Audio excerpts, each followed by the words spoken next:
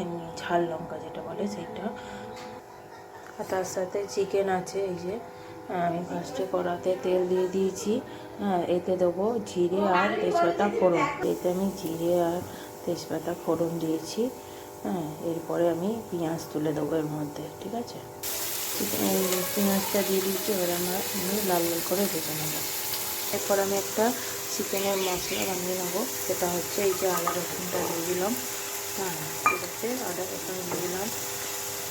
এর মধ্যে আমি দেবো জিরে, বেশ কিছুটা জিরে, তারপর ধনে, এই যে ধনে দিয়ে দিলাম। তারপর দেবো গরম মশলা, এই সরি গোলমরিচ। ঠিক আছে, এগুলোকে আমি একসাথে পেস্ট করে নেবো। এর মধ্যে আমি লঙ্কাও দিয়ে দেবো, কাঁচা লঙ্কা 4টে দিচ্ছি, দিয়ে দেবো। দিয়ে আমি এটাকে একটা মিহি পেস্ট বানিয়ে নেবো। সেই মশলাটা আমি একসাথে একটা মিহি পেস্ট বানিয়ে নিয়েছি। ঠিক আছে, এরপর আমি পেঁয়াজ ভাজা হয়ে যেতে তার মধ্যে আমি টমেটো আর ধনে পাতা দিয়ে দিয়েছি।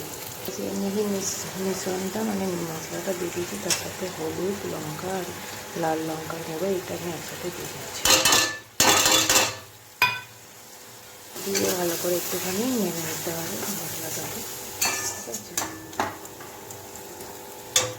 এরপর এই মশলাটার মধ্যে আমি চিকেনটা দিয়ে দেবো।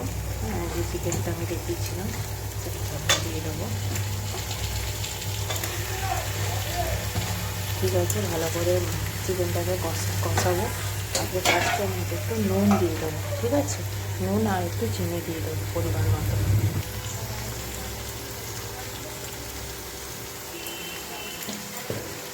চিনিটা দিয়ে দিচ্ছি। চিকেনটা কষানো হচ্ছে। চিকেনটা যে কষানো হচ্ছে, এবার এর সাথে এটা আমি একটুখানি কষানো আগে টক দই দিয়ে দেবো। টক দই দিলে প্রত্যেকটা জিনিসটা খুব ভালো হয়। আর তখন মুরগির একটা গন্ধ থাকে আমার পিছনে, সেই পিছনে সেই গন্ধটা আর থাকে না, টেস্টি হয় থাকে। তোমরা এইভাবে চিকেন কষা করবে, করলে খুব ভালো হয়। এই যে চিকেনটা হচ্ছে, চিকেনটা এই যে কষানো হয়ে গেছে। আপনারা চাইলে এরকম কষাও খেতে পারেন।